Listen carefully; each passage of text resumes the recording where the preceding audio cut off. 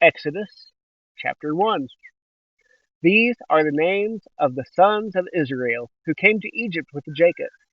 Each came with his family: Reuben, Simeon, Levi, and Judah; Issachar, Zebulun, and Benjamin; Dan, Naphtali, Gad, and Asher. The total number of Jacob's descendants was 70. Joseph was already in Egypt. Joseph and all his brothers and all that generation eventually died. But the Israelites were fruitful, increased rapidly, multiplied, and became extremely numerous, so that the land was filled with them. A new king, who did not know about Joseph, came to power in Egypt. He said to his people, "Look, the Israelite people are more numerous and powerful than we are. Come, let's deal shrewdly with them.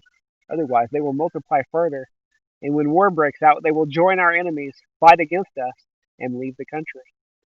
So the Egyptians assigned taskmasters over the Israelites to oppress them with forced labor. They built Pithom and Ramesses as supply cities for Pharaoh.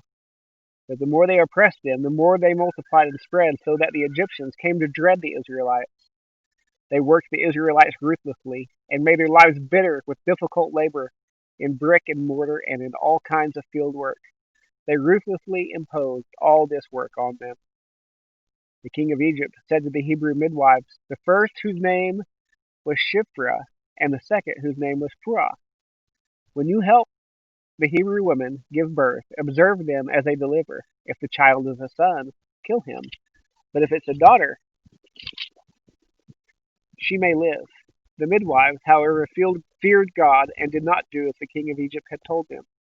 They let the boys live. So the king of Egypt summoned the midwives and asked them, "Why have you done this and let the boys live?"